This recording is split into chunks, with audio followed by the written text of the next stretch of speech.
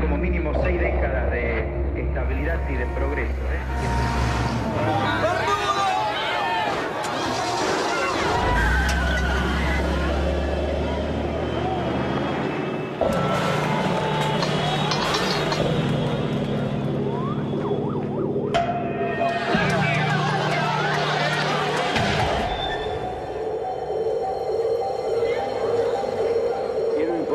Que ante eso he decretado el estado de sitio en todo el territorio nacional. He informado al honorable Congreso. Nuestro país vive horas difíciles que muestran la culminación de un largo proceso de deterioro.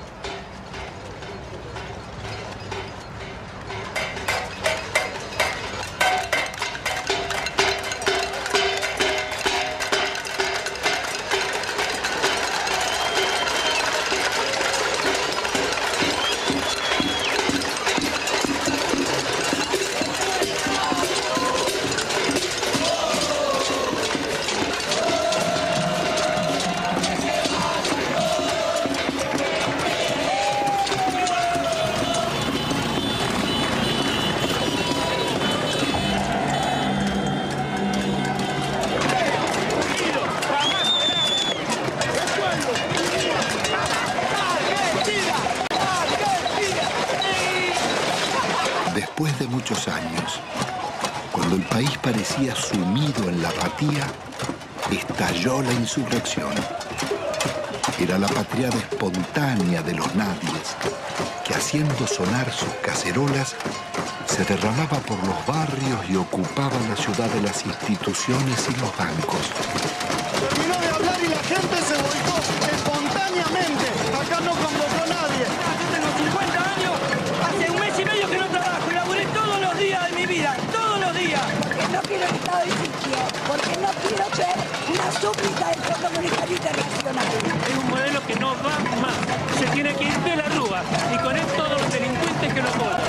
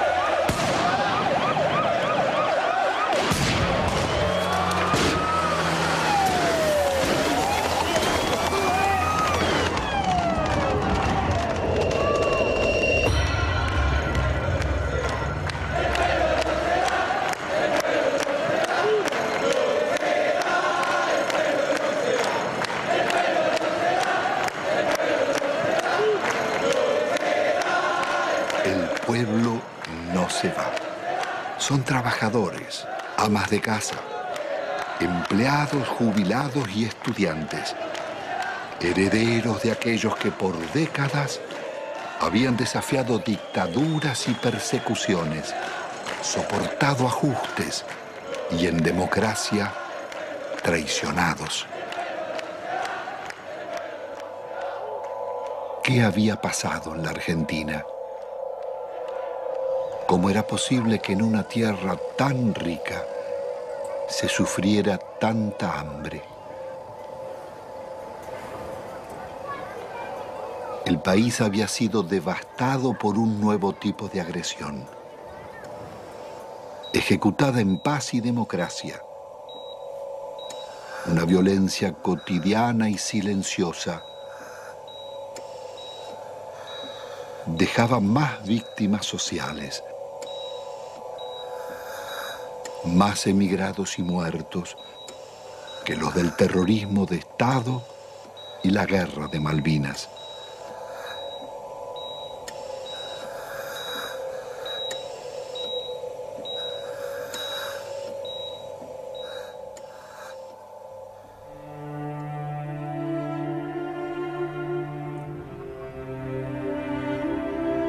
En casi 2 siglos de vida independiente, la deuda externa argentina ha sido una de las causas del empobrecimiento y la corrupción y uno de sus escandalosos conflictos.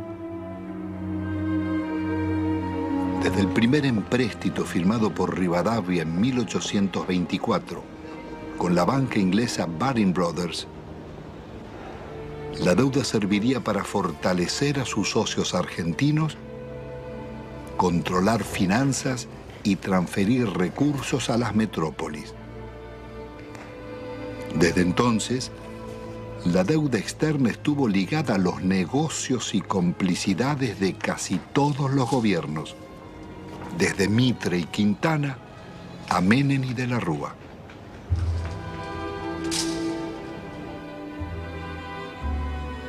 La política del endeudamiento fue gestando en la Argentina generaciones de tecnócratas y funcionarios más dispuestos a servir a bancos y corporaciones internacionales que a defender su país.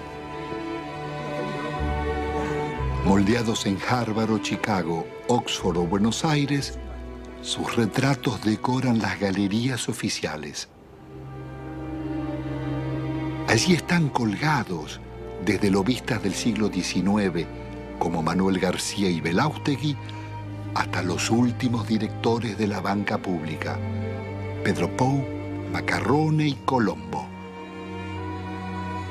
Administradores de una deuda que había nacido en los años 70 con la dictadura militar.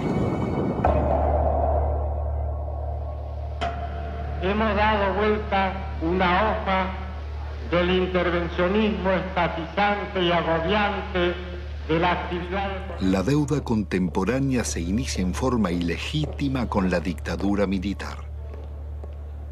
A pesar de que la justicia demostrara su origen fraudulento, la presión del establishment pudo más. Desde entonces, serviría para condicionar gobiernos y enajenar el patrimonio público. Es todo un símbolo que en el Salón de los Acuerdos luzca una estatuilla de Canning, regalada por el gobierno de Su Majestad en 1857 por el honorable reconocimiento de la deuda.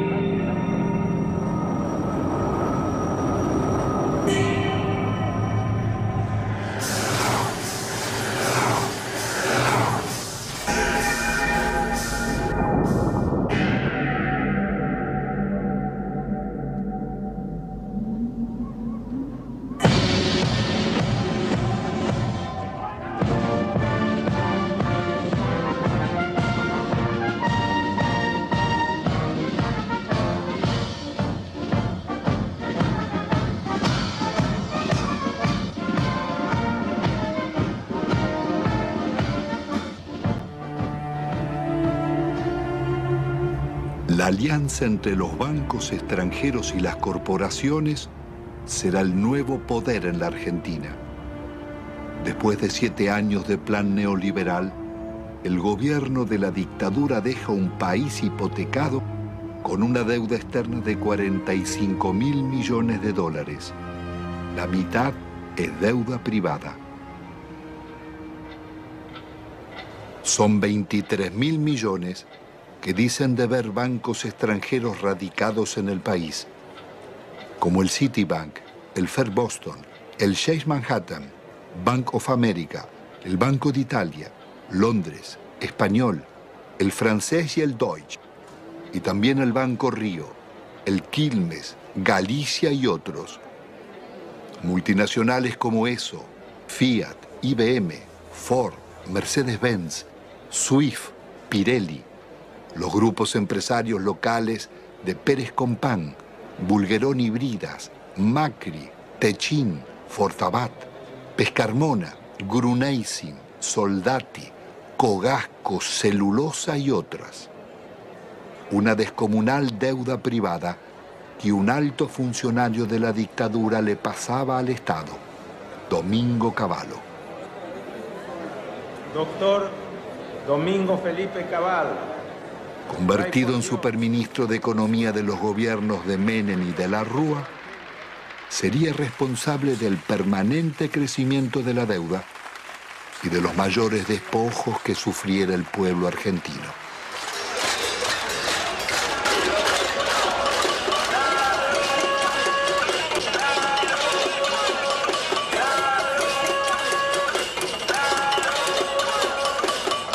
¿Qué me decías?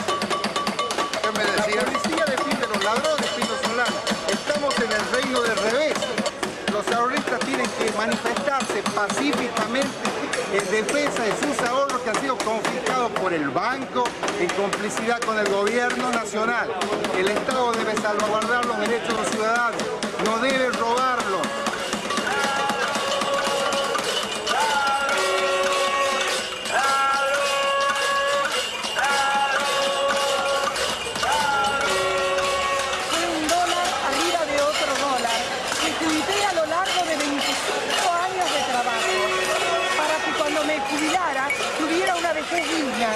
Cosa que el gobierno no me da.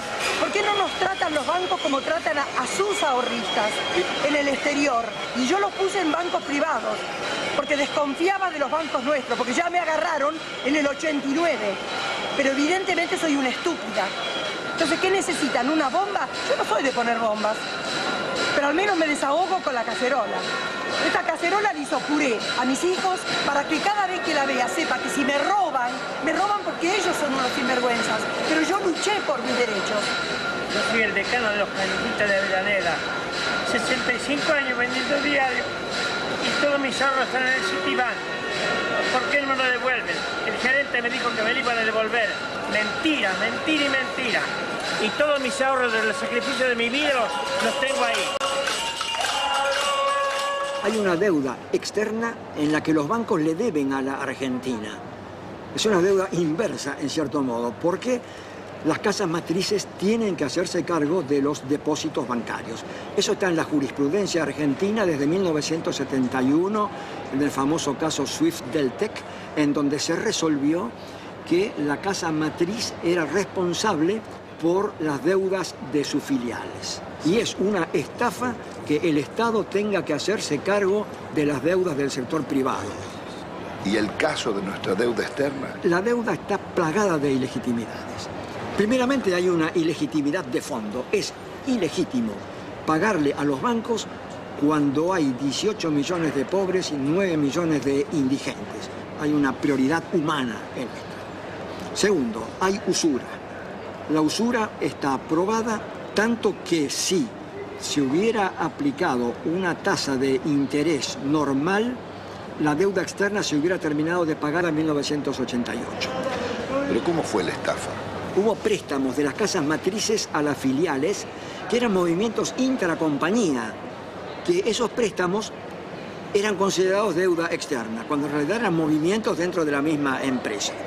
se compraban dólares. Esos dólares se los depositaba en una cuenta en Estados Unidos. Con la garantía de esa cuenta daban otro préstamo que entraba al país, se compraban dólares y así se lucraba indefinidamente con la tasa de interés. Es lo que se llamó en aquella época la bicicleta financiera, con la que se hicieron fortunas. Y precisamente los grandes beneficiarios fueron los grupos económicos que son los mismos de siempre.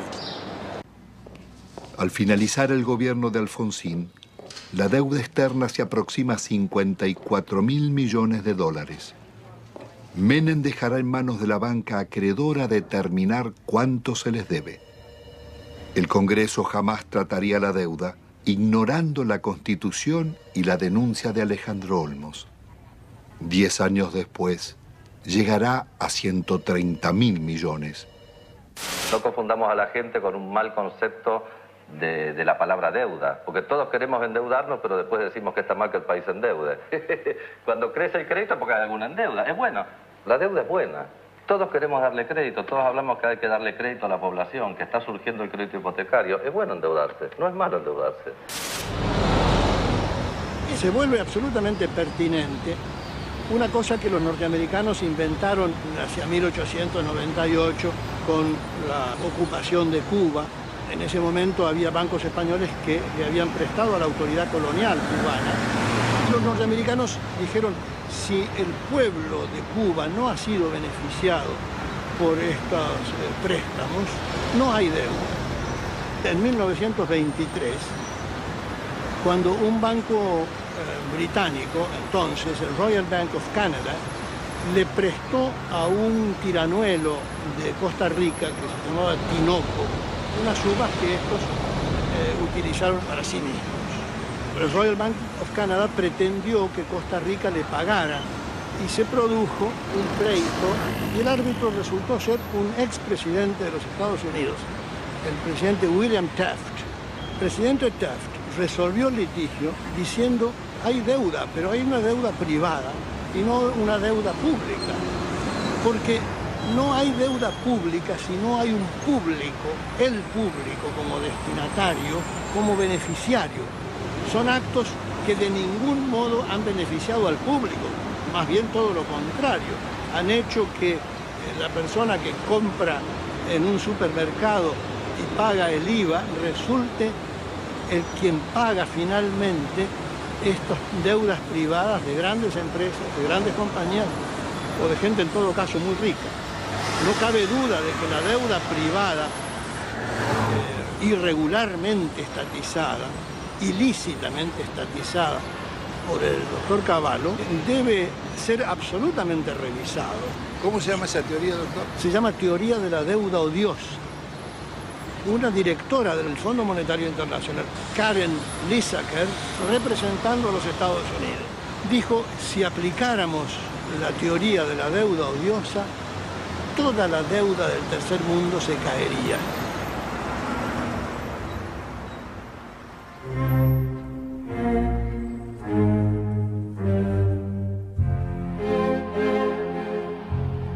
La democracia retorna de la mano del radical Raúl Alfonsín con un discurso socialdemócrata.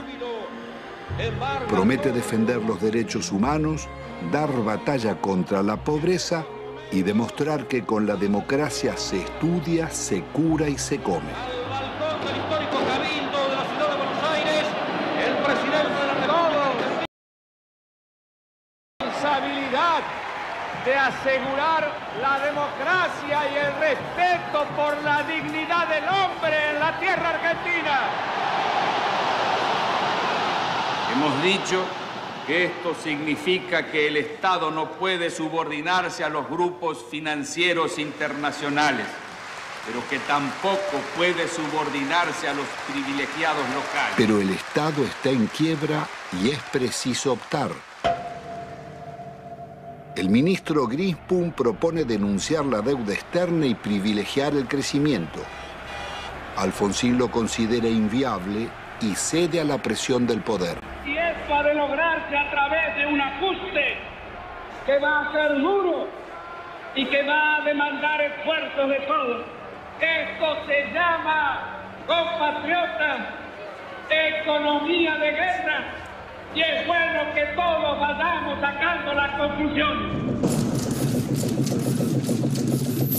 El drástico ajuste se llama Plan Austral. Una vez más, millonarios recursos públicos pasarán a los bancos y corporaciones. Alfonsín actúa con un doble discurso. Promete investigar la deuda, pero ordena al presidente del Banco Central legitimarla. Promueve el juicio a las juntas militares por los crímenes de la dictadura y 2 años después, las leyes de obediencia debida perdonarán los delitos cometidos bajo órdenes superiores. Es el logro de la insurrección de los oficiales carapintadas. La población sale de sus casas y desafía los tanques.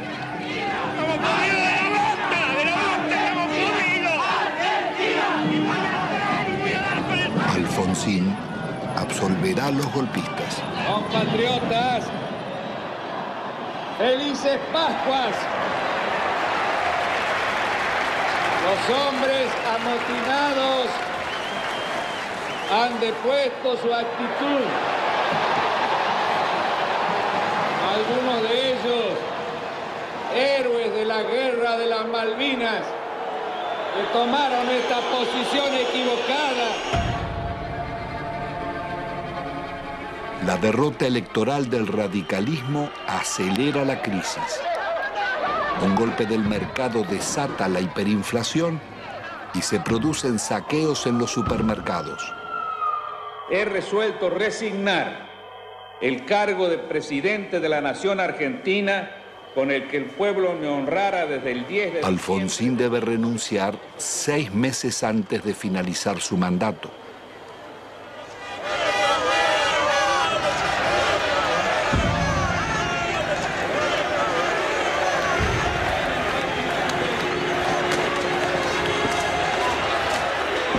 El justicialista Carlos Menem llega a la presidencia argentina después de haber gobernado varias veces la provincia de La Rioja, una de las más pobres del país. Su meteórico ascenso coincide con la caída del muro de Berlín y las ideas del consenso de Washington. De lenguaje franco y gesto de predicador, Menem promete revolución productiva y salariazo. Luce las patillas del viejo caudillo Facundo Quiroga, el tigre de los llanos.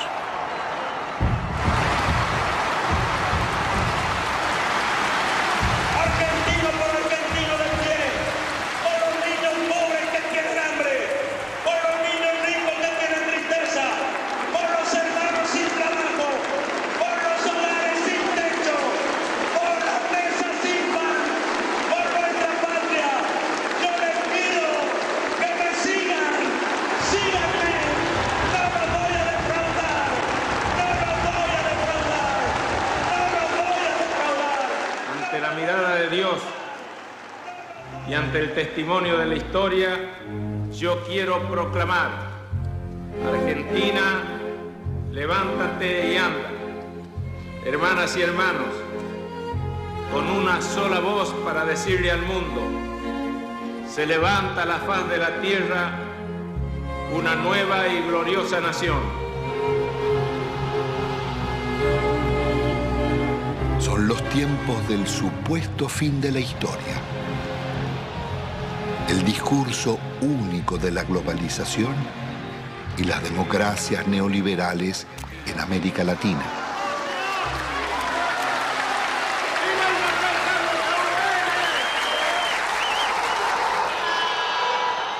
Días después, abandona las patillas y promesas reformistas y traiciona a sus votantes.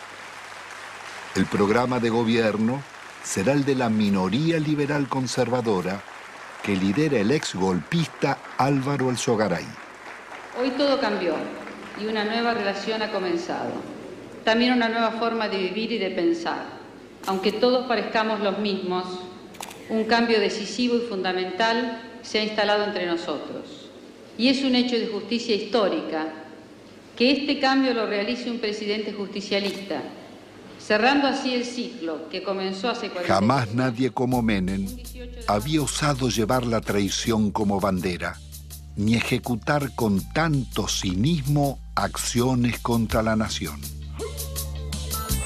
El travestismo del nuevo jefe va a pulverizar medio siglo de resistencias populares. Impone la ideología de la derrota frente al modelo global.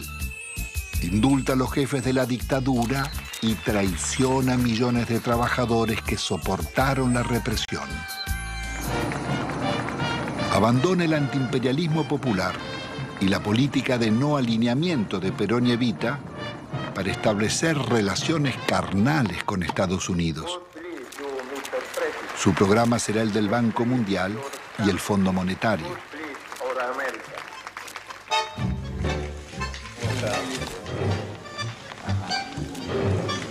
Pero la traición no fue solo la de Menem.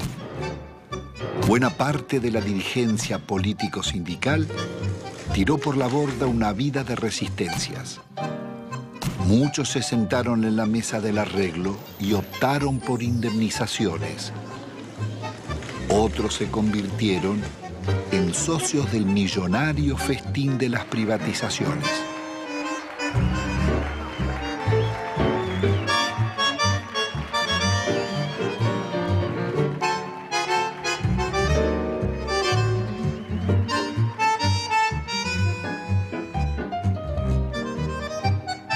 Senador Cafiero, usted que es un dirigente histórico del justicialismo, ¿cómo explica la traición de Menem? Bueno, eso sucede y no sucede raramente, sucede con bastante frecuencia en la vida política de todas las naciones. Hay un librito chiquito francés que se llama El elogio de la traición, donde se demuestra o se dice que es absolutamente intrínseco a la política la traición. Es decir, usted para llegar tiene que mentir, porque si usted dice lo que realmente piensa, la gente no lo va a votar. Y creo que eso se aplicó en la Argentina. Se aplicó siempre, pero con mucha mayor intensidad, admitámoslo, durante los gobiernos de Menem. Él mismo ha dicho que si hubiera dicho lo que él pensaba hacer, no lo hubieran votado. Entonces, dividió, a mi juicio, en una actitud que no guarda mucha correspondencia con la ética política. Pero esta es la realidad que vivimos. Después cambiaron ciertos parámetros internacionales, y bueno, y el modelo se fue agotando. Se fue agotando. ¿Cómo interpreta usted la existencia de una real mafiocracia? Poder económico, los bancos y la clase política. En eso, Pino, no quiero abrir un juicio, diría yo, absoluto. Mi larga vida humana y política me dice que a veces hay que relativizar un poco las cosas. No todo es blanco y negro, no todo es corrupto y puro. Hasta la misma sociedad argentina en su conjunto no puede atribuirse la pureza y asignarle la corrupción a sus clases dirigentes. En definitiva, las clases dirigentes emanan de la propia sociedad. En la Argentina no solo hemos fallado los políticos, y yo asumo la parte de culpa que me corresponde. Yo podría decir que han fallado muchos estamentos dirigentes de la sociedad argentina y que si hay que hacer un juicio general, estamos todos en el infierno del Dante. Bueno, es indudable que la traición es muy efectiva. La traición es de una potencia política fenomenal, justamente porque es traición, porque te cala en lo más hondo, porque viene por la espalda, porque no estás preparado, porque se da de quien menos la esperás, si no, no sería traición. En ese sentido, el PJ es el alumno más desarrollado, más excelso de esa visión que expone Cafiero. Yo no tengo duda que si a esta sociedad le ofreces a votar San Martín o el Hombre Araña, elige a San Martín. Ahora, si le das a elegir entre el Hombre Araña y el Caballero Rojo, después la solución no se la podemos adjudicar a la sociedad. Entonces, Sociedad con escaso protagonismo. Partido que defeccione de sus ideas históricas y se pone al servicio del enemigo. Movimiento obrero reducido, achicado por la desindustrialización y copado por los traidores. La justicia disciplinada a esas transformaciones que se iban a realizar. La oposición con escaso margen de maniobra. El resultado concreto.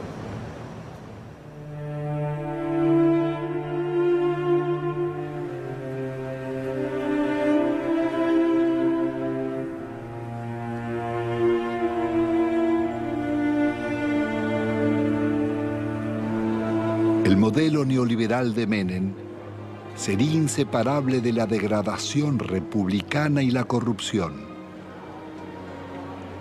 Su plan político requiere una Corte Suprema de Justicia y tribunales federales adictos, más la delegación de poderes especiales por parte del Parlamento. Al mes de haber asumido, consigue su ley de leyes, la reforma del Estado, que le abre las puertas a las privatizaciones.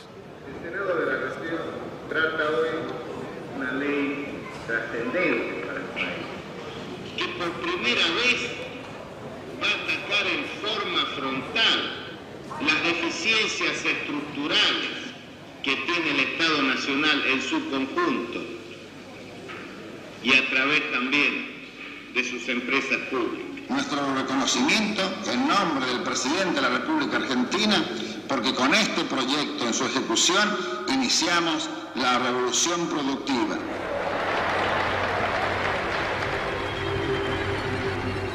Fue un verdadero ataque a la democracia la forma en que este Parlamento trató las leyes en la era menemista. Le otorgó al Poder Ejecutivo facultades extraordinarias, poderes omnímodos, la suma del poder público. Y las delegaciones le posibilitaban al Poder Ejecutivo privatizar todas las empresas del Estado, sin inventario, sin balance, sin certificar si realmente la explotación de las empresas arrojaban ganancias o arrojaban pérdidas. Significó ni más ni menos que la votación, un verdadero apoyo al saqueo de los bienes del Estado.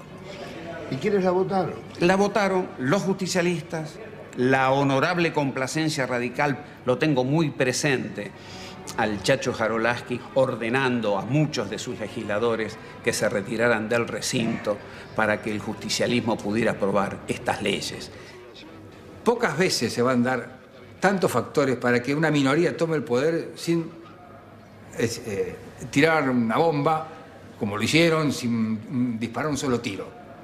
Esto surge claramente en la participación de Álvaro Sogaray en el tema de la ley de reforma del Estado. El instrumento que le está dando el poder a Menem, un poder absoluto, dictatorial, un poder que no tenía Videla, que no tuvo Videla. Se lo estaba diciendo a todos al Sogaray. Le decía a los propios justicialistas que estaban participando de un capítulo extraordinario. Por primera vez iban a tener el poder, no importa si los votos eran del pueblo o votos peronistas, ese poder lo iban a tener los mismos que proscribieron, los mismos que fusilaron, los que masacraron. Eso es lo que estaba diciendo Álvaro Sogaray. ¿Hasta dónde? Es un límite. ¿Qué cosas eran capaces de hacer? Bueno, esto y más. Es más, siguieron haciéndolo. Porque acá hubo denuncias sobre la privatización de YPF. Hubo denuncias. El diputado Luis Ade dijo que en el Senado habían pagado una coima de $8 millones. Después se corrigió en la misma sesión. De los 130 diputados presentes, 114 votaron por la afirmativa. Bien por la negativa, una abstención.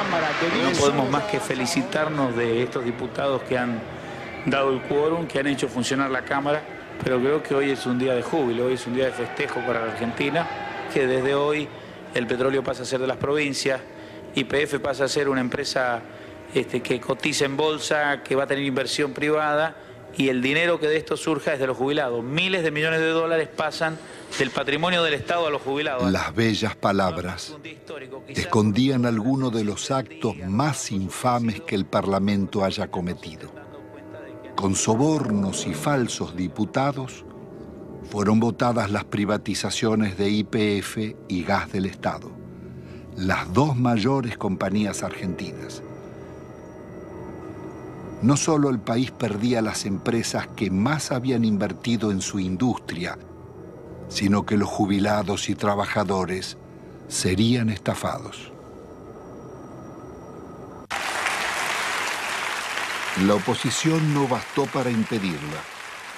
Diputados disidentes del justicialismo formarían el Grupo de los Ocho. Reformar el Estado no es privatizar. En un país en emergencia no se puede empezar despidiendo trabajadores. Otras voces opositoras al despojo de la petrolera fueron amenazadas o agredidas. En mayo del 91, por ratificar ante la justicia las denuncias contra Menem y el remate de YPF, fui víctima de un atentado con 6 tiros en las piernas. La corrupción de Menem es una locura, la privatización de YPF. Es un robo fenomenal lo que está. ¿Cómo no va a haber corrupción si surge de los hechos? Surge de las privatizaciones. ¿Cuáles son los estados patrimoniales de los hombres que votaron esto? Me refiero a los que conducían. Hay que verlos. Uno no ha visto acá pagar, abrir portafolios y pagar dólares. Uno no lo ha visto. Sin embargo, no está desmentido. De modo que cuando existen consultoras, cuando hay tanto dinero para ganar más dinero, cuando hay negocios mientras la sociedad está distraída, mientras existían los hombres que pregonaban las conveniencias de que las empresas del Estado pasaran, o nos olvidamos de Neusta. Y tenían alto rating, no solamente los políticos, ¿eh? En este cambio tenemos que incluirnos también los periodistas, los medios de comunicación. ¿Hasta cuándo vamos a aguantar tantas estupideces? Instrumentos extraordinarios como la televisión y la radio en manos de idiotas para generar pueblos idiotas. ¿Hasta cuándo? El Congreso de la década mafiosa, el que votó las leyes más vergonzosas y antinacionales, tuvo que sesionar rodeado de cordones policiales. Fueron tantos los atropellos contra el pueblo que todas las semanas se oyeron sus reclamos. Llegaban jubilados, maestros, empleados estatales, estudiantes, obreros y desocupados de todos los gremios.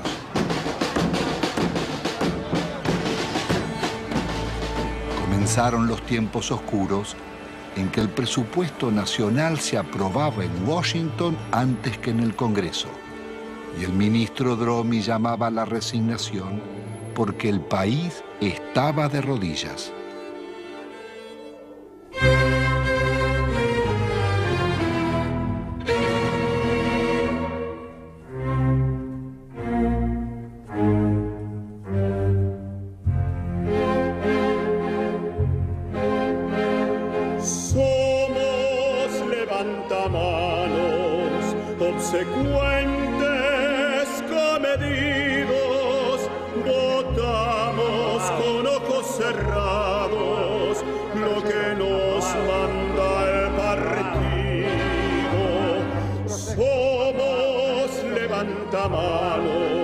Legislamos con olvido y al votante traicionamos a pesar de los silbidos.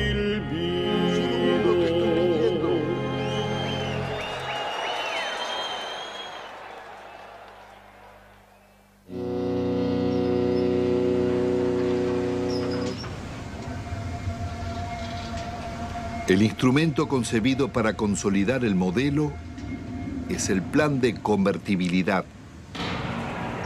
Abre las importaciones e impone por ley una mentira. Un peso vale $1. Logra detener la inflación, pero deja indefensa la industria nacional. De producir el 95% de lo que consumíamos y exportar máquinas, tornos, trenes y electrodomésticos, pasamos a importar telas, carnes, lácteos, frutas o pastas.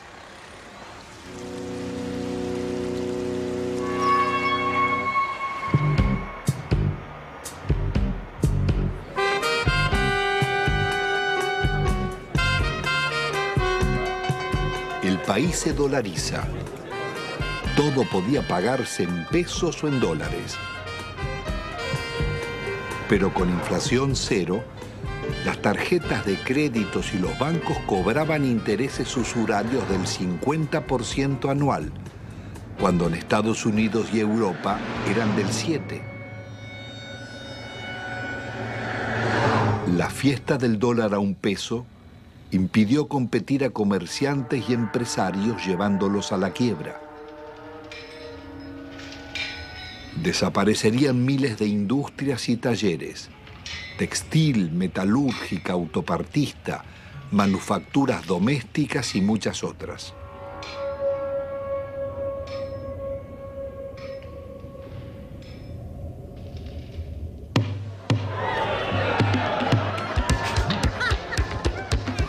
Fueron los años farandulescos de la exhibición de fortunas malavidas.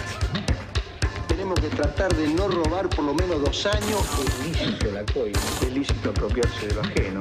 Si alguien tiene que meter la mano en la lata, la ponga despacito, chiquitito, que no se vea. La vida se privatiza y se amuralla. Nace el país de los custodios y los countries, el de los ricos y famosos. ¿Usted es peronista? Siempre fui, siempre fui. El pizza con champán.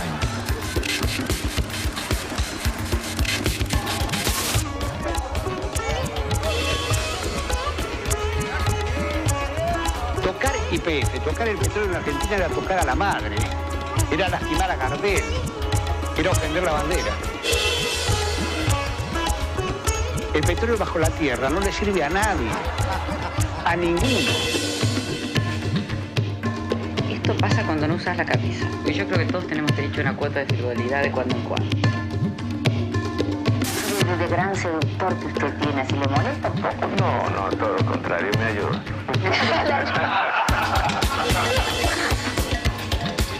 Perdón, mi amor, porque realmente hace calor acá, ¿eh? Qué guapo que es. Cómo mejoran la estética los políticos, ¿eh?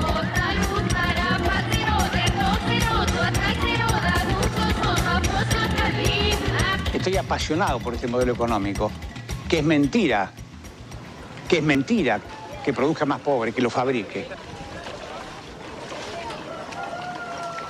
Hace muchos años que vivimos acá y siempre esperamos promesas de los políticos, que más o menos los que todos conocemos acá, los encargados de la zona, nunca, pero nunca hicieron nada por nosotros. Acá nosotros, los vecinos que han tomado la iniciativa de cortar la ruta, por lo menos los encargados tomen conciencia de la realidad que nosotros vivimos.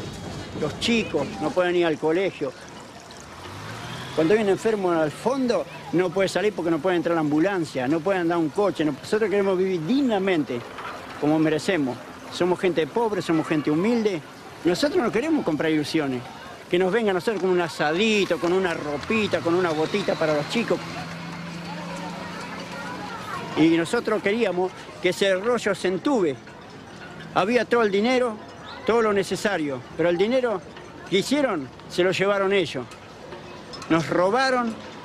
Si ponemos a hablar de robar, ellos fueron los artífices, digamos, los que enseñaron al pueblo a robar. Ya no pasamos a ser solamente la maestra que antes enseñaba, sino para ser el contenedor social en la escuela. La mamá que te viene a pedir si tenés un par de zapatillas que te sobre de tus nenes, de enfrentar a la misma comunidad cuando tenemos el problema de la inundación. Somos centro de evacuación, pero albergamos a nuestros propios alumnos porque la tormenta le voló las chapas, porque no tienen dónde dormir. El chico está pendiente de lo que está pasando en la casa o pendiente de que terminan de repartir la leche y es el primero ir a la cocina para llevarse los sándwiches que quedan. No lográs captar un minuto su atención porque está pensando en otra cosa. Y a veces se te desmayan. O sea, se te desmayan y le preguntás, bueno, ¿qué comiste anoche? O ¿qué tomaste esta mañana? Y una sopita, te dicen un té. Y se te desmayan, es muy frecuente. Nosotros ya estamos acostumbrados. Pero te da bronca, te da bronca. El plan de convertibilidad integraba un proyecto de dominación funcional al pago de una deuda externa que era incobrable. En 1992, el ministro Cavallo negocia con el secretario del Tesoro americano Nicolás Brady canjear la deuda por el patrimonio público que se ofrecía a precio de remate. Las empresas estatales podían comprarse con bonos del Estado que cotizaban al 15% de su valor nominal, pero se los reconocían al 100%. El acuerdo le haría perder al país más de 30.000 millones de dólares.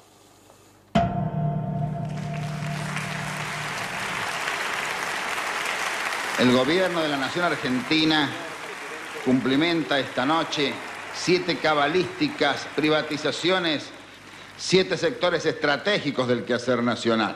Encaramos las privatizaciones de la televisión, de los teléfonos, de instalar el sistema del peaje, de instalar la concesión vial o la concesión ferroviaria, también de privatizar las radios y de incorporar, por supuesto, la privatización de la empresa estatal de la aeronavegación. Nosotros hemos ideado un decálogo que dentro de unos días se conocerá, que es el decálogo menemista de la reforma del Estado. El mandamiento 1 son palabras de Menem, él no lo conoce aún. El mandamiento 1 está extraído de sus muchos discursos, dice así: nada de lo que deba ser estatal permanecerá en manos del Estado.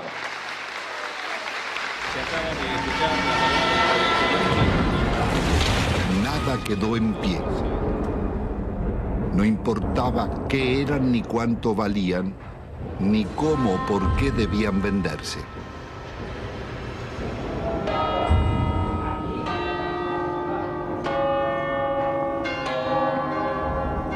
Más allá de los siglos y los métodos, las concesiones de bienes del Estado serían continuidad de las viejas explotaciones coloniales. Antes fue el oro y la plata de Potosí. Hoy las ganancias del petróleo, el agua o las comunicaciones. Las compañías extranjeras hicieron en nuestro país lo que no les hubieran permitido hacer en los suyos. En términos de incumplimiento de las obras de inversión, se le perdonaba. Si no lo hacían o si no se aumentaban las tarifas, como se hizo en la Panamericana, para que el usuario le financie la inversión. No se les exigió capital propio. A mayor riesgo, mayor ganancia. En la Argentina, a nulo riesgo empresario, ganancias descomunales. Duplicó o triplicó en dólares la tarifa. Apenas 26, o sea, el 13% de ese total, se llevaron casi el 60% de estas utilidades. Telecom en la Argentina, una utilidad media en todo el periodo del 15%, Telefónica del 16%, las 10 operadoras internacionales más importantes del mundo, entre las cuales están Telefónica y Telecom, rentabilidad promedio 5,4. Estas mismas empresas, que acá son tan rentables, son públicas en sus países de origen. Las empresas argentinas se vendieron sin deudas. El Estado se hizo cargo de 150.000 despidos exigidos por los concesionarios. Las principales inversiones vinieron de España y Francia.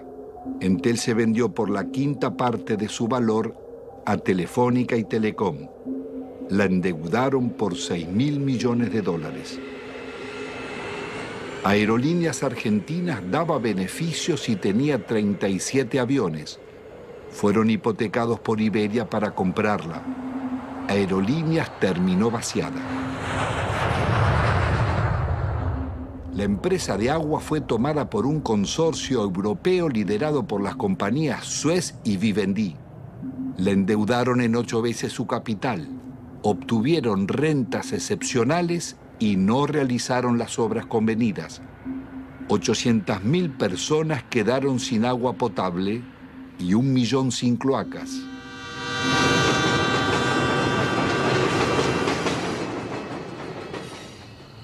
Quizás no exista en la historia nacional un vaciamiento igual al de los ferrocarriles. Fue el mayor golpe que sufrieron las economías regionales. Miles de familias tuvieron que emigrar. Había 36.000 kilómetros de vías Solo quedan 8.000. 95.000 puestos de trabajo, quedan 15.000. Después de una década, el Estado paga más subsidios que antes y debe al Banco Mundial 700 millones de dólares prestados para pagar despidos, más otros 700 millones de intereses por haber suprimido 80.000 puestos de trabajo.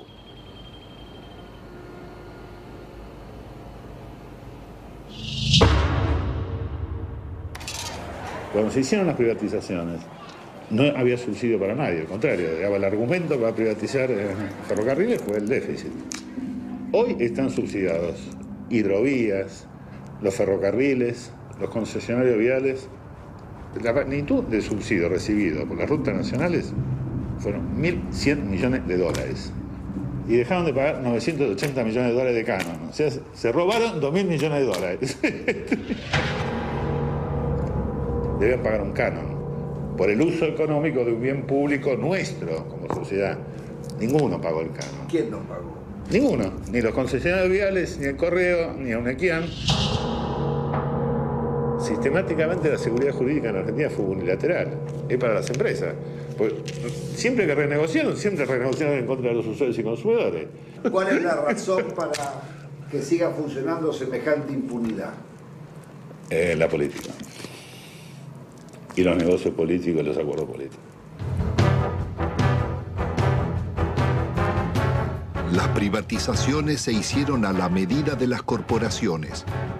La patria contratista financió todas las campañas electorales, todos los gobiernos, todos los golpes de Estado y realizaron todas las obras públicas.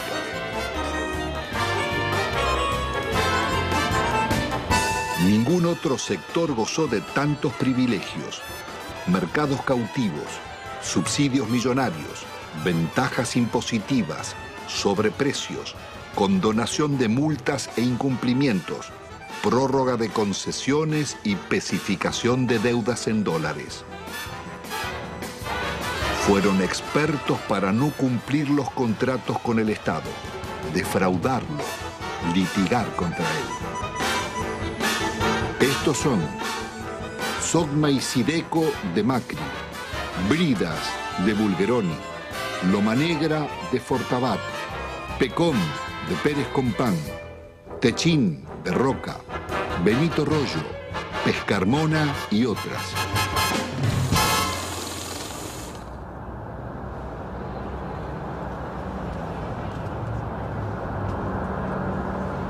La desocupación estalló como una epidemia contagiando la sociedad entera. Cientos de colas de desocupados se multiplicaron por todo el país. El desempleo pasaría del 11 a más del 20% y otro tanto de subempleo. ¿Cuál es la situación de los trabajadores? Han perdido buena parte de su salario, han perdido protección social, han perdido casi todo el derecho al despido, han perdido casi la protección contra los accidentes y las enfermedades. Más de la mitad de los trabajadores están en negro teniendo en cuenta estas condiciones. Se ha llegado prácticamente a la desprotección más absoluta propia de los países más atrasados de la Tierra. Hay terror a resistir, hay terror al despido, hay terror a que mañana no tenga ninguna posibilidad de tener algo. Por eso se admite la rebaja salarial, por eso se admite el empeoramiento de las condiciones de trabajo, por eso se admite trabajar en condiciones de insalubridad. Se admite todo porque hoy perder el trabajo significa la nada, significa engrosar el ejército de mendigos, el ejército de aquellos que están fuera del sistema. Es terrible porque la situación lleva a depresiones. En el país latinoamericano que tuvo los más avanzados derechos sociales, decenas de miles de necesitados acuden a la iglesia de San Cayetano, patrono del trabajo, pidiendo ayuda. Gracias al Señor nuestro Dios. Es justo y...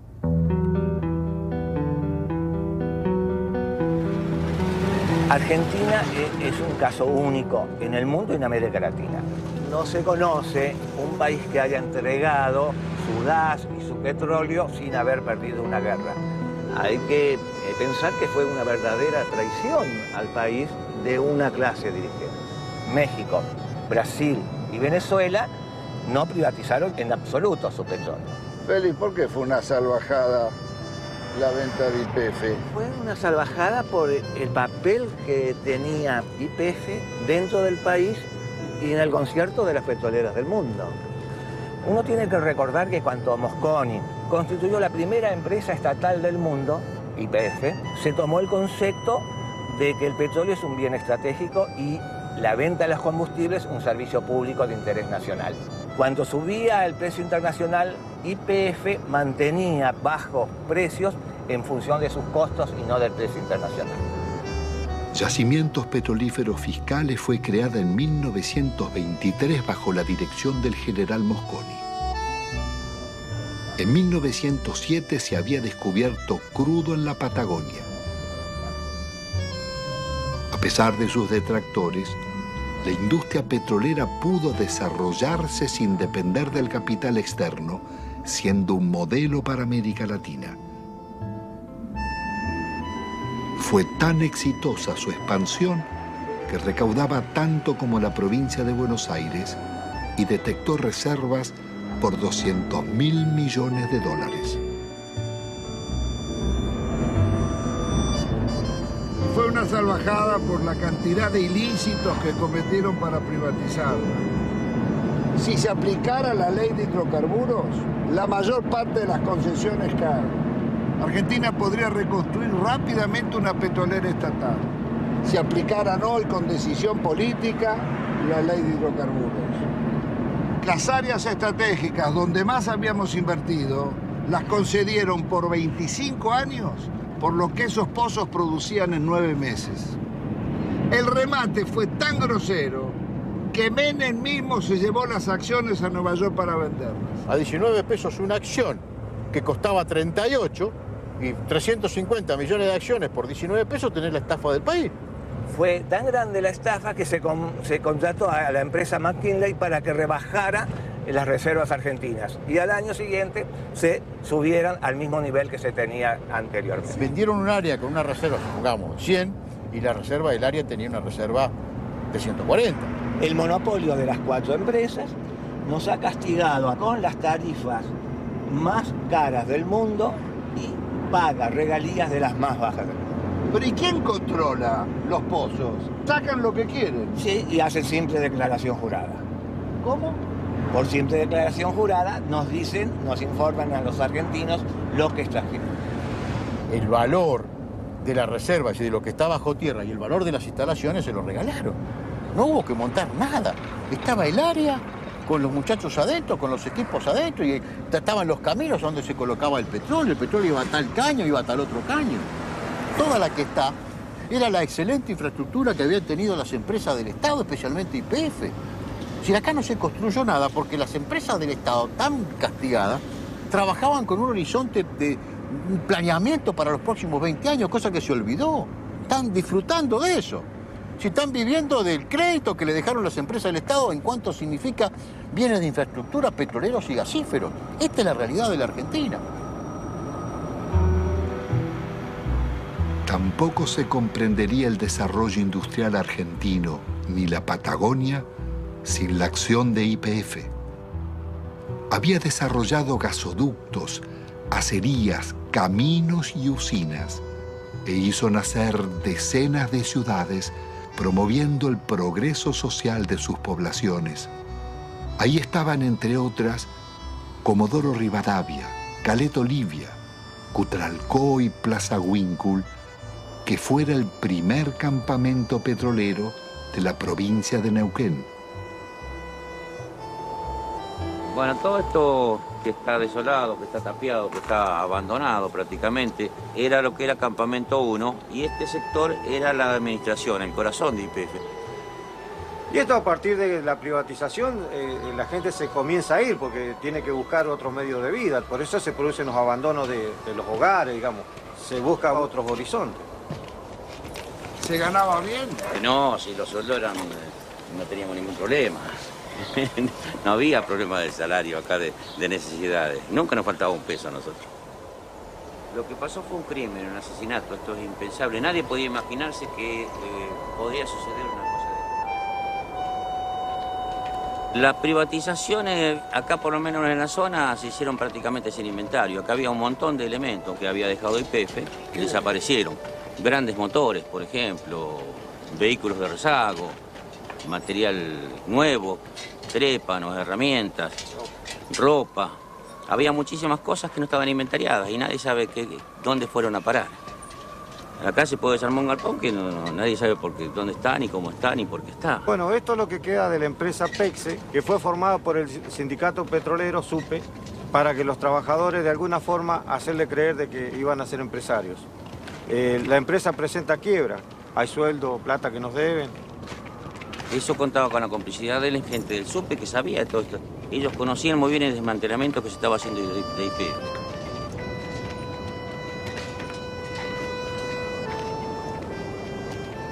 Si la gente agarraba 40, 50 mil dólares y aunque lo echaran de la empresa y le hacían por ahí hacer un curso de repostero, de computadora, de cualquier cosa, durante un año donde le estaban pagando. Entonces la gente por ahí aceptó la privatización y aceptó el despido, sin pelear. Porque claro, tenía la plata en el bolsillo. Lo que pasa es que esa plata después se la fue gastando. Se compraron vehículos, se ampliaron casas, se pusieron kioscos, negocios. Mucho desocupado. Muchísimo desocupado. Nosotros podemos hablar de 5.000, 7.000 desocupados o más. No hay censo. No hay censo serio que nos diga hay tantos desocupados. Pero sabemos que son miles los desocupados. Sabemos que somos miles los que estamos subocupados y que vivimos a medias.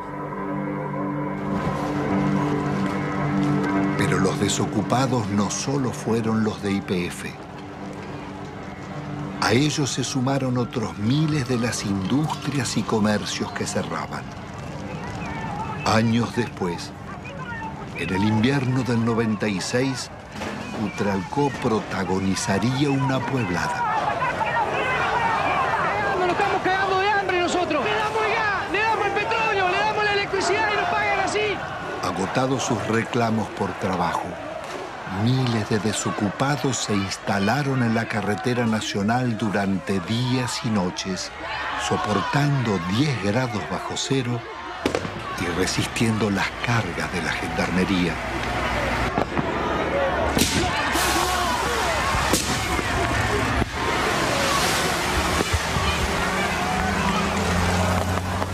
Con una victoria, estaban haciendo el movimiento piquetero y su primer corte de ruta.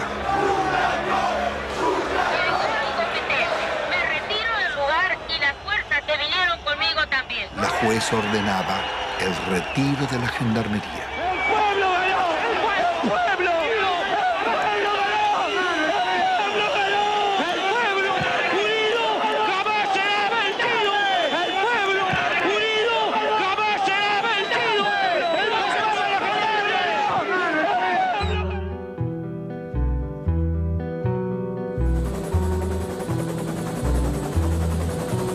La del Estado era un orgullo de todos los argentinos y era una de las 2 o 3 empresas que en el mundo eran tomadas como modelo. ¿Por qué, Gustavo? Porque tenía un manejo de desarrollo gasífero en un país muy especial, con los yacimientos muy lejos, que era prácticamente un relojito. Entonces la copiaban los europeos y la copiaban incluso alguna empresa norteamericana.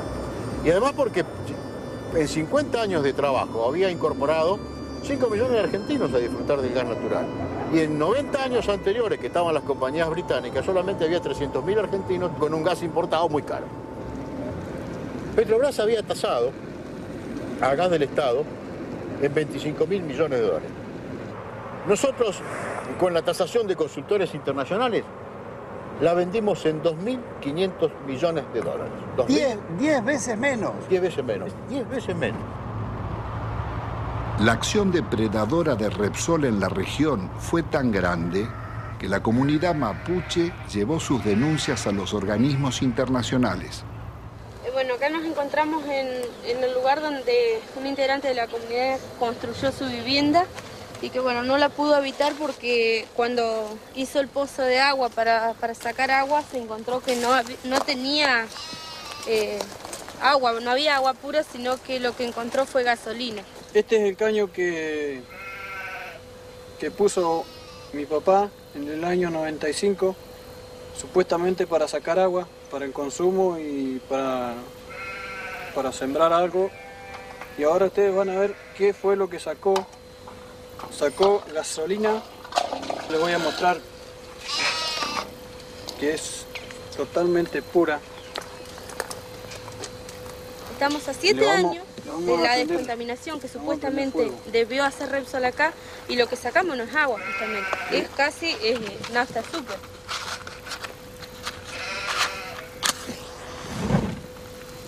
Ahí está. Esto no solamente acaba en 55 hectáreas, sino está toda la napa contaminada del agua.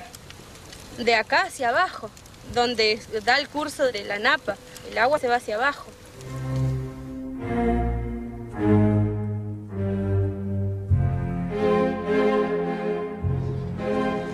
Carlos Menem pacta con Alfonsín su reelección a cambio de una reforma constitucional donde se incluyen nuevos estatutos y un tercer senador por la minoría que favorece al radicalismo.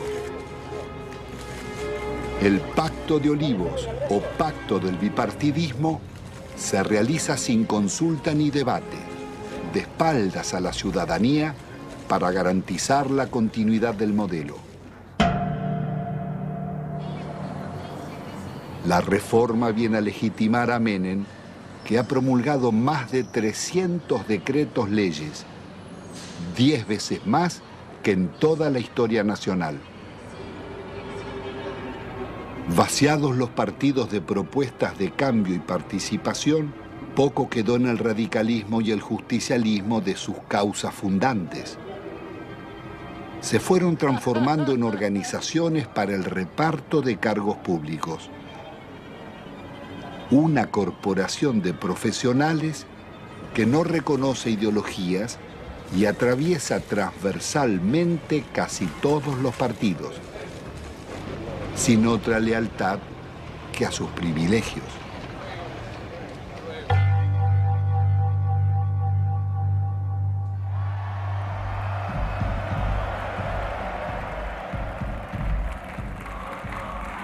De la otrora poderosa Confederación General del Trabajo, solo queda el eco de antiguas multitudes. Su asociación fervorosa con Menem terminaría vaciando los gremios de trabajadores.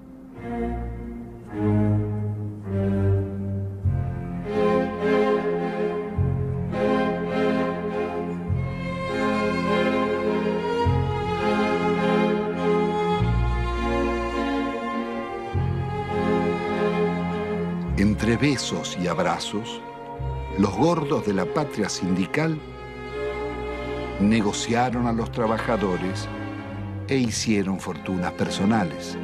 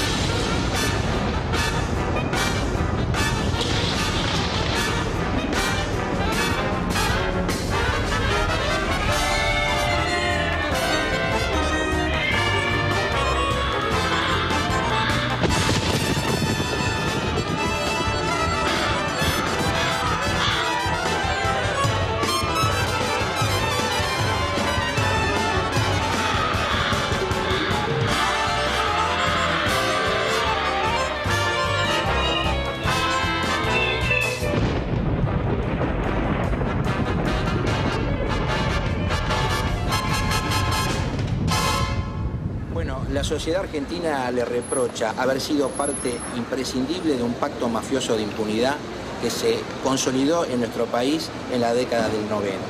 Se le reprocha haber admitido, haber legitimado el remate de las empresas públicas al mejor postor y de una forma realmente a precio vil.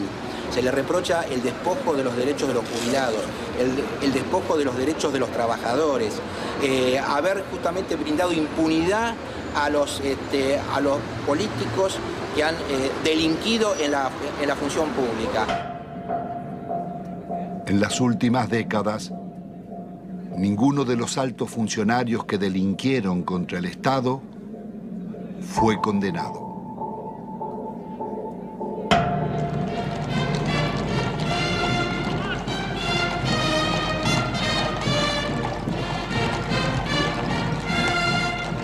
Al amparo de una justicia dicta, la asociación espuria entre la corporación político-sindical y el poder económico-financiero consolidará la mafiocracia. Desempeñar con lealtad y patriotismo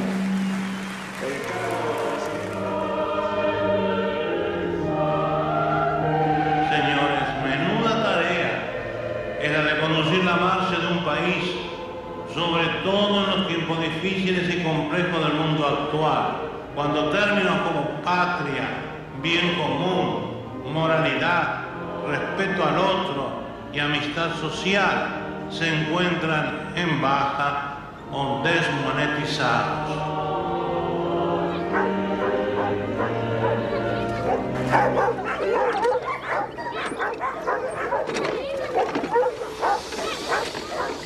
¿Qué va a comer? Tengo 7 chicos, no tengo trabajo, no tengo no tengo ni mercadería, nada, no tengo colchón, no tengo colcha. En la indigencia total estamos aquí. No se puede estar acá.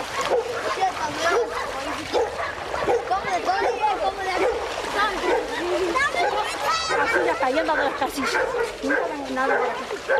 No me pasa y ve. ¡Chica! Mira la condición que estoy viendo, mira cómo se me ha mojado todo. No tenemos ayuda de nada. No sé, se creerá que somos perros, no sé qué se creerán que son los hijos de nosotros. A mí jamás me han ayudado con nada. Yo no tengo ningún plan, a mí no me dan ningún plan. No me pagan nada, no tengo nada. A mi chiquita les doy de comer polenta, yo olvido, eso les doy de comer. O mate cocido, porque no tengo. Es la verdad, no tengo. Usted mismo ve, se me moja todo porque no tengo con qué me dan una casilla. Nadie me da una casilla. Siempre han prometido, sí, me han anotado todo, pero no me han dado nada. Nunca, a mucha gente, a la señora que está ahí, a toda ella. Doña Mariela, usted también venga después. Tengo una cosa, no sé, mi hermana a mí me dice, andate al médico, todo, porque está muy mal, está flaca, está todo. Pero sabe que yo, es una cosa que yo ya no aguanto más, porque la situación como está, que no hay trabajo, y que yo no tenga que darle de comer a mi hijo, a mí me duele un montón. Tiene que ella me pregunta, mamá, ¿qué vamos a comer? Y yo, ¿qué les voy a contestar? No hay, no tengo.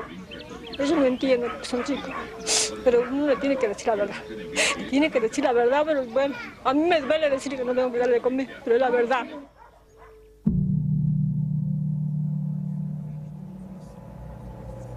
La mafiocracia une empresarios con políticos y magistrados, traficantes con funcionarios, sindicalistas y comunicadores.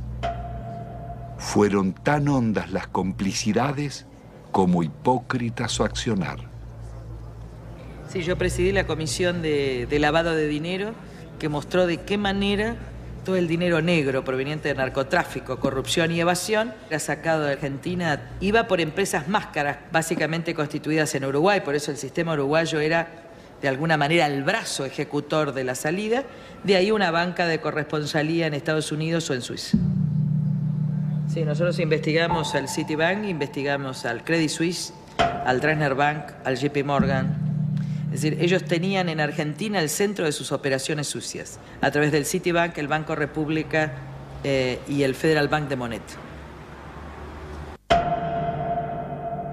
Llegó a manejar el 60% de los medios de comunicación social de la Argentina.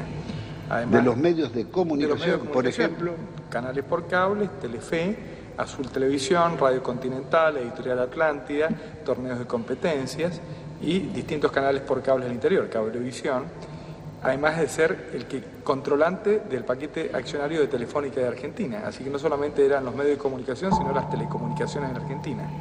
Obviamente con una fuerte llegada al poder político y sobre todo a la Suprema Corte. Recordemos el famoso fallo de la Suprema Corte para habilitar el rebalanceo de tarifas telefónicas que benefició a Telecom y a Telefónica de la competencia internacional. Y que sospechosamente en esta investigación que realizamos en Estados Unidos, uno de los miembros de la Corte, el primo hermano del abogado de Moneta, terminó con un depósito de $800.000 hecho en el Citibank de Nueva York. ¿En cuánto se calcula el vaciamiento o el giro por las comisiones de las privatizaciones? Entre 5.000 y 10.000 millones de dólares. ¿Y quiénes son los responsables? Hay 3 personajes centrales, Cavallo, Menem y Cohen. Es decir, en el periodo de los últimos 10 años. Y un banco lavador, el Banco General de Negocios. Ahora, también detectamos nosotros coimas pagadas al gobierno de Alfonsín, básicamente al Banco Central de la República Argentina, por parte del BCCI, un banco lavador de narcotráfico que después financió el 80% de la campaña de Menem. Queda clara la complicidad entre la clase política, el narcotráfico y finalmente la política también de exacción. El saqueo de fondos públicos a través de retornos y sobreprecios fue norma en las contrataciones del Estado. Se calcula que más de un 20% de la inversión pública se diluyó en comisiones.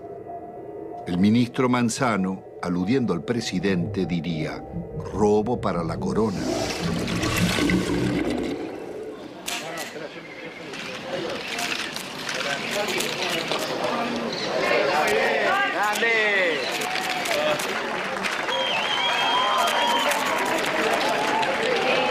Presidente, ahí, presidente.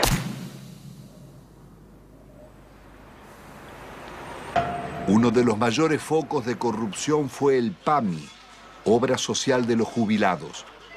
La oscura trama delictiva de contrataciones con empresas pertenecientes a funcionarios sobrevivió varios gobiernos.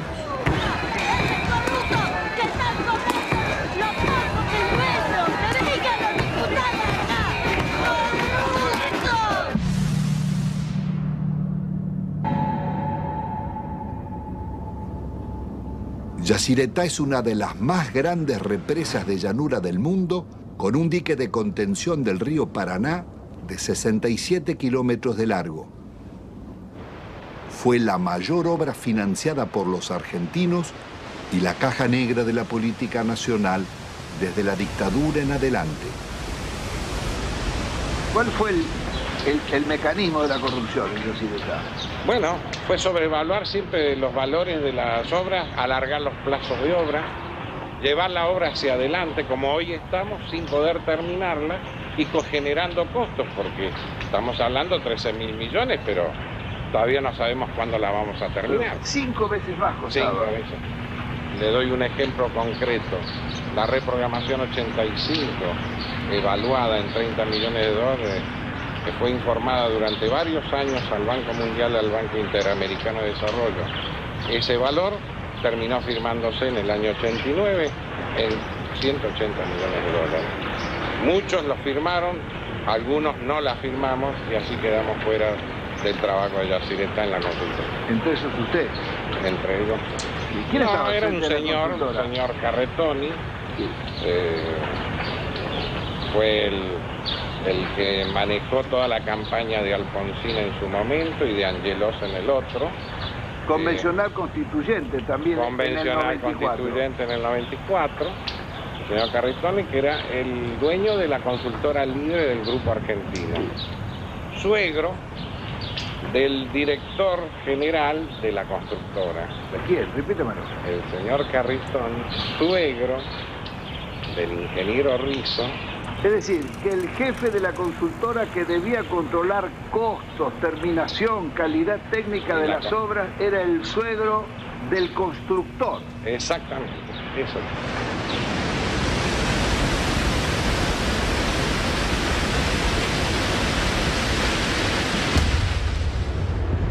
La Argentina enviaba armas rumbo a Ecuador en guerra con Perú, en momentos en que la Argentina era garante de la paz entre Ecuador y Perú. Violábamos también con armas hacia Croacia y hacia Bosnia, violábamos la disposición de Naciones Unidas para esta maniobra, fabricaciones militares, conducción del ejército argentino, fábrica militar de Río Tercero, por donde pasaron la mayor cantidad de armas que venían desde el norte argentino con zona liberada. ¿Qué se hizo? Se voló la fábrica militar de Río Tercero con 7 muertos argentinos.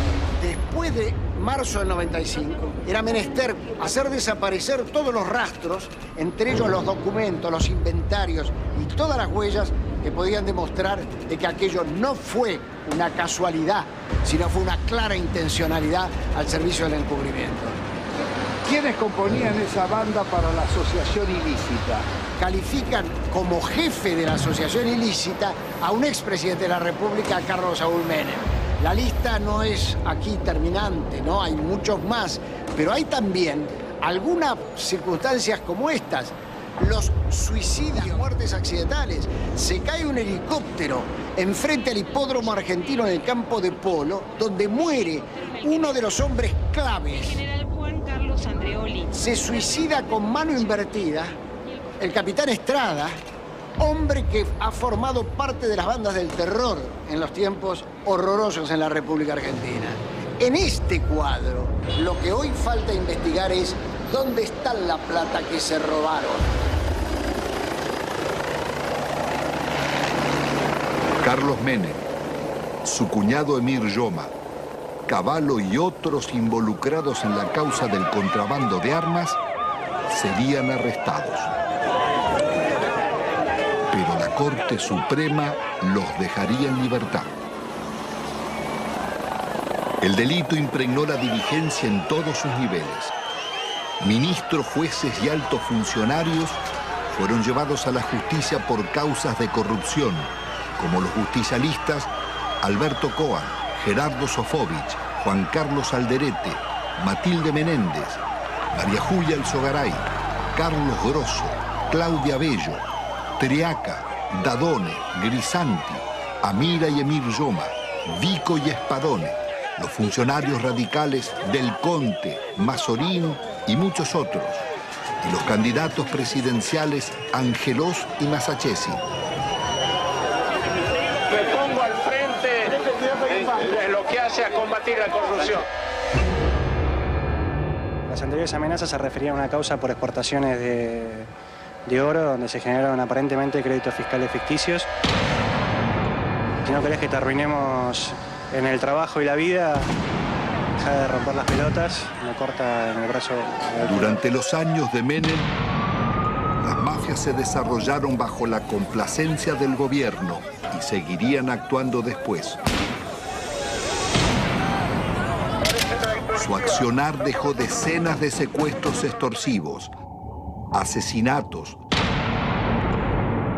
robo de vehículos, muertes dudosas o por gatillo fácil, falsos accidentes y suicidios nunca esclarecidos.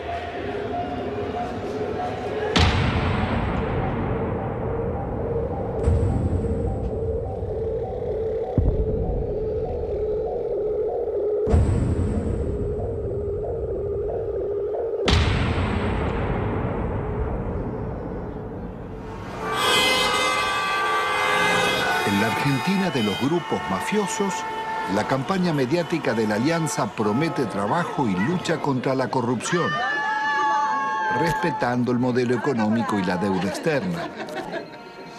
Integrada por el Partido Radical y el Frente de Centroizquierda Frepaso, propone investigar a funcionarios, pero sin tocar la macrocorrupción de las privatizaciones ni el despojo financiero del país.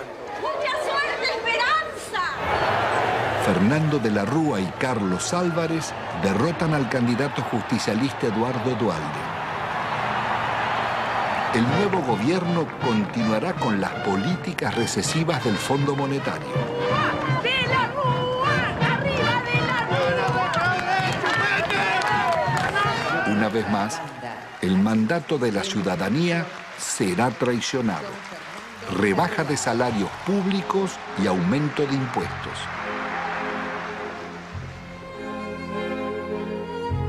De la Rúa viaja a España llevando la prórroga de la concesión del yacimiento de gas más rico del país, Loma de la Lata, para la petrolera Repsol. Una riqueza de 50.000 millones de dólares que es entregada, violando la ley, por solo 300 millones. El gobierno soborna al Senado para votar la ley de flexibilización laboral. El vicepresidente Álvarez no cuestiona la ley, sino el soborno, y pide investigar. Presento mi renuncia indeclinable al cargo de vicepresidente de la Nación, para no perjudicar al presidente ni alterar la vida institucional. Álvarez abandona a sus votantes y promueve el regreso de Cavallo. Ungido superministro, renegocia la deuda externa. La operación llamada Megacanje es otra gran estafa que le costará al país 55.000 millones de dólares. El milagro argentino terminó en una catástrofe social. Los planes de Cavallo liquidaron a la clase media, hicieron más ricos a los ricos y más pobres a los pobres. El 60% de la renta quedaba en manos del 10% más rico.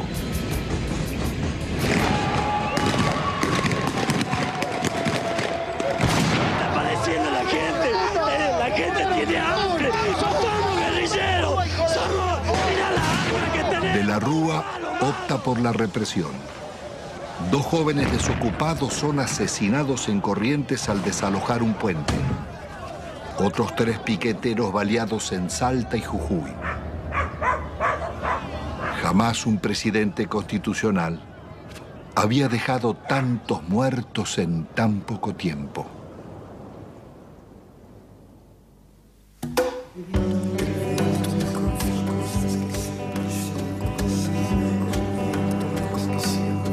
El viento me confió cosas que siempre llevo conmigo. Me dijo que recordaba un barrilete y 3 niños.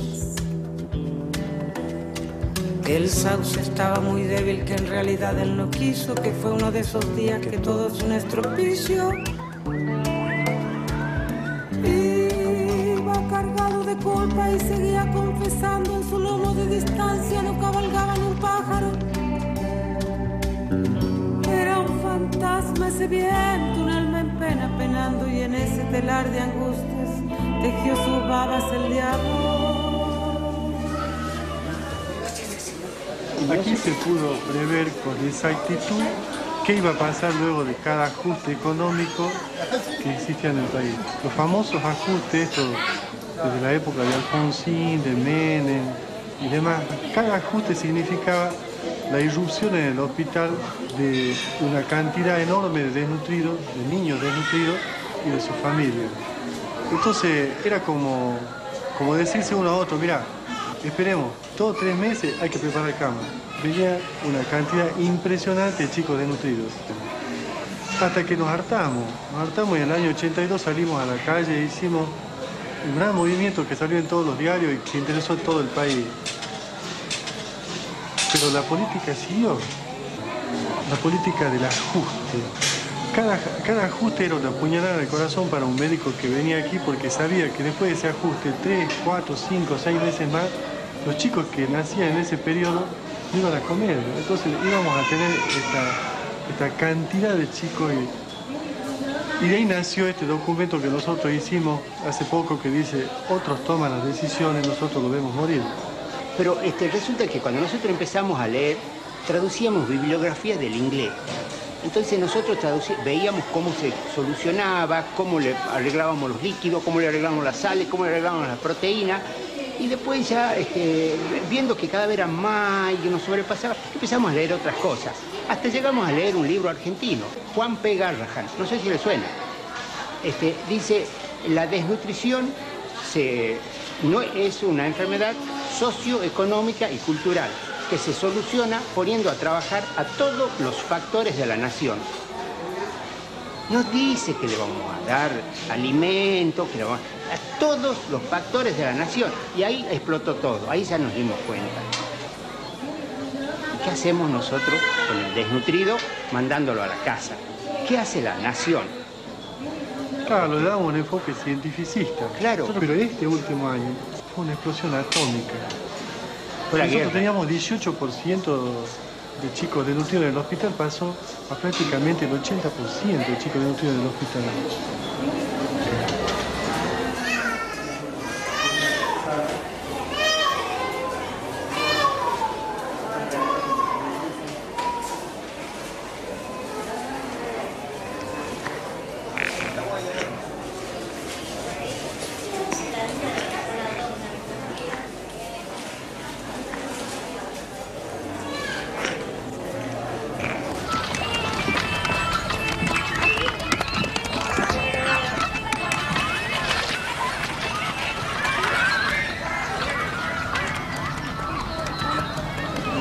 Ustedes ven un basural, los niños sin padre, una chica de 14, 15 años embarazada, ningún padre, un montón de los hijos de nadie, donde comen un día sí, un día no.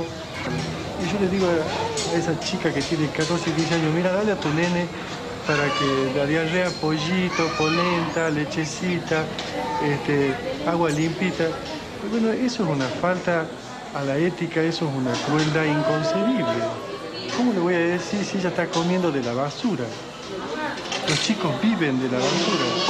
Estos son sobrevivientes de la tercera generación de desnutridos, de la segunda generación, los que están dando a luz estos chicos. Porque cuando se produce el fenómeno mueren muchos chicos. Los que logran sobrevivir, sobreviven con baja estatura, con menos fuerza, con menor capacidad intelectual, pero no por eso dejan de ser personas, y no por eso dejan de tener sentimientos. Eso de calificarlos como si fuera un subproducto de la sociedad es indignante. Son personas como vos y como yo. No solamente desde el punto de vista de los derechos, sino desde el punto de vista de que también le duele un hijo, de que también le duele una criatura que se le muere, que se le enferma, y de que también tiene derecho a tener su casa, su agua potable, su comida todos los días, su trabajo. Los derechos, aquí hablamos de derechos humanos. ¿Qué derecho humano tiene esta persona? Se le han pisoteado todo, absolutamente.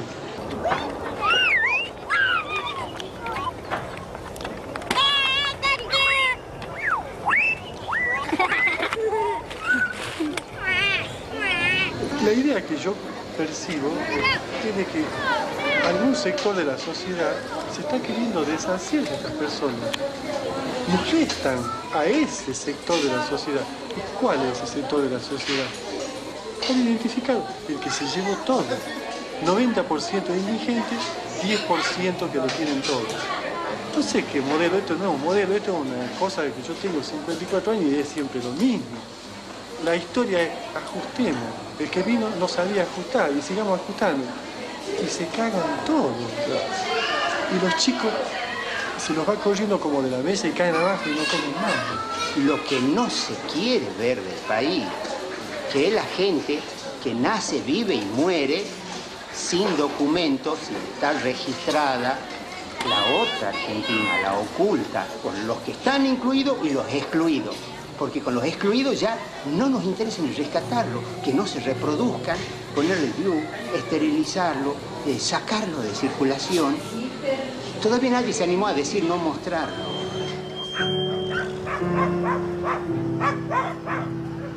Produciendo nuestro país una riqueza alimenticia capaz de satisfacer 300 millones de personas. Los niveles de pobreza que denunciaba la película La Hora de los Hornos en los años 60 serían apenas el anuncio del genocidio neoliberal de los 90. De enfermedades curables o desnutrición, mueren cada día en Argentina 55 niños, 35 jóvenes y adultos, 10 mayores. Un promedio de 35.000 personas por año.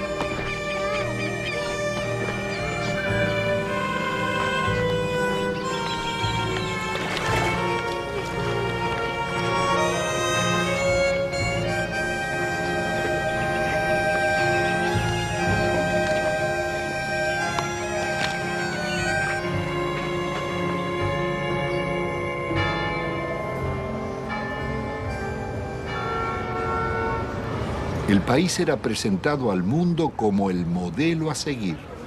El Fondo Monetario homenajeaba a Menem en Washington por el milagro argentino. Presidente, esta foto para mí va a ser estupenda para mí. Para mí también. La suya no sé. No, sí, vamos. Ya no sé. Me parece que ya le dije que una foto con el diablo siempre es peligrosa. No, por favor. La responsabilidad de nuestros gobernantes en el genocidio social no exime a los organismos internacionales ni a sus mandantes, Estados Unidos y Europa, ni a las injustas relaciones comerciales del norte con el sur.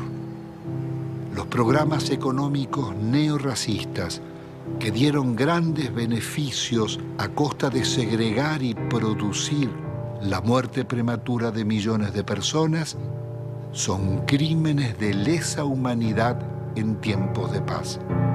Sus autores y ejecutores no pueden gozar de impunidad.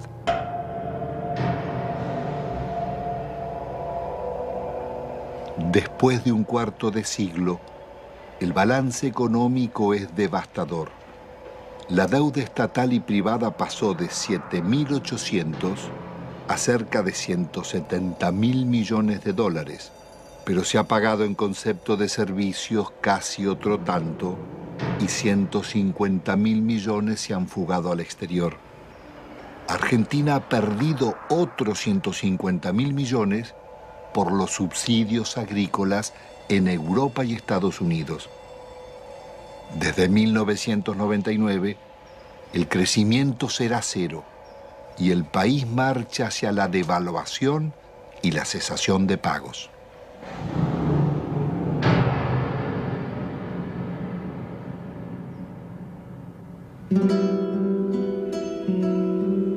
Al terminar esta memoria, quizás quede el sentimiento que la realidad no puede cambiarse, o que los responsables del saqueo son los triunfadores y nosotros los derrotados.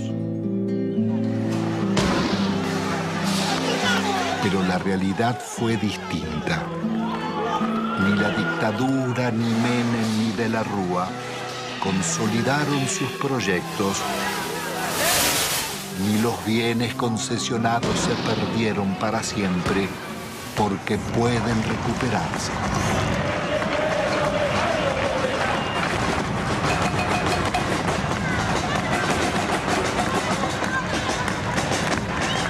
El modelo neoliberal terminó en una hecatombe.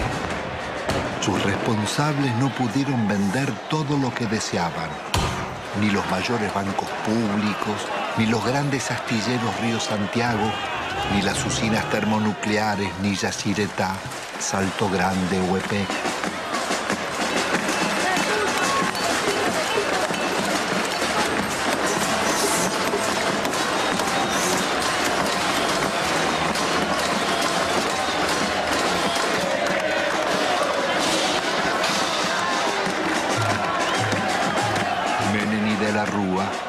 Tampoco pudieron imponer la salida represiva, ni acallar las marchas del silencio ante los crímenes mafiosos y el gatillo fácil, ni frenar la permanente acción de las madres, abuelas e hijos de desaparecidos.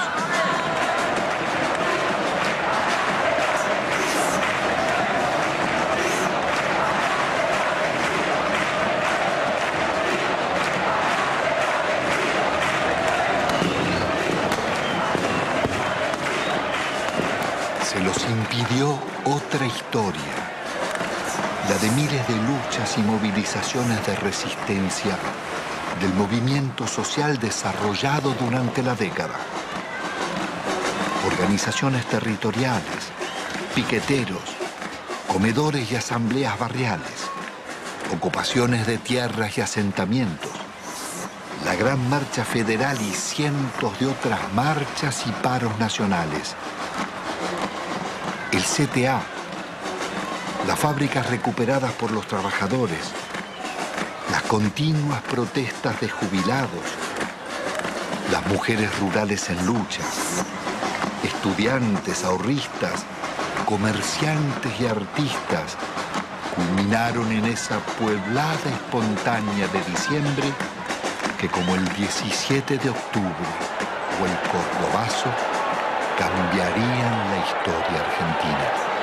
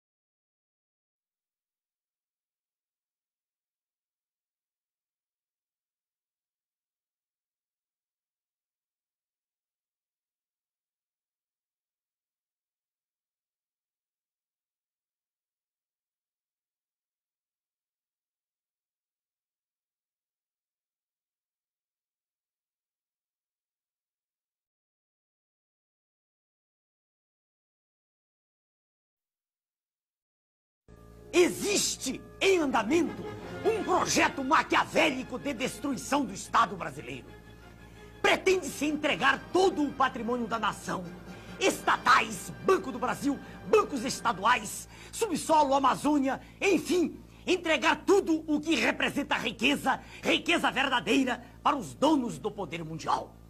Dizem que isso é modernismo, que vamos ingressar no primeiro mundo, que o Estado deve ser o menor possível e que tudo que é estatal deve ser privatizado. Venderam-se, entre outras, a Usiminas, a segunda usina siderúrgica mais eficiente do planeta, e a Companhia Siderúrgica Nacional, símbolo da indústria brasileira. Todas essas vendas vêm sendo feitas a preço de banana e ainda são pagas com papéis públicos que estavam altamente desvalorizados. É um verdadeiro assalto à nação, feito às claras, e com a imprensa toda batendo palmas. Com o dinheiro arrecadado das privatizações, diz o governo, estaremos diminuindo a dívida interna do Brasil. Mas o curioso é que se vai vendendo tudo e a dívida interna está aumentando. Em março de 94, a dívida mobiliária era de 50,5 bilhões de dólares. Em julho de 94, com a implantação do real, foi para 59,5 bilhões de dólares. E, em julho de 95, com um ano do Plano Real, ela já estava em 82,2 bilhões de dólares. Então, para que servem as privatizações? Privatizações são negociatas que servem para transferir o formidável patrimônio público para uma minoria privilegiada de representantes legítimos do sistema financeiro internacional. O governo, sob o comando do sistema financeiro internacional, estabelece juros da dívida interna tão extorsivos que vão exaurindo as finanças públicas e vão quebrando as indústrias, destruindo a agricultura, aumentando o desemprego e criando, como diz o professor Adriano Benayon, doutor em economia pela Universidade de Hamburgo, na Alemanha, criando, sim, uma verdadeira economia de cemitério. O que eles pretendem é a demolição do Estado. Destruído o Estado, segue-se o esfacelamento da nação, fazendo com que o povo não acredite em nada que é nacional, com que perca a sua autoestima e que tenha vergonha de ser brasileiro. Daí a propaganda gigantesca a favor do Estado mínimo, de desmoralização das Forças Armadas, que são o braço armado do povo, e de destruição da família, que é a célula básica da sociedade. É a anulação de todos os nossos valores morais, é o deboche institucionalizado. Mas a nação é o povo, com o seu território, com a sua história, os seus costumes e com a sua língua. Eles querem destruir nossa nação. Com a desculpa de modernidade, de entrar no primeiro mundo, o que estão fazendo é destruir a indústria nacional. Esta é a verdade sobre o projeto neoliberal, que a imprensa podre não mostra. É conduzir o nosso povo, qual manada de búfalos, para o precipício, para a escravidão. É como se fosse um gigantesco octopus, com seus tentáculos, sugando todas as nossas riquezas e drenando-as para os donos do mundo. É a perda definitiva da soberania nacional. Meu nome é Enéas.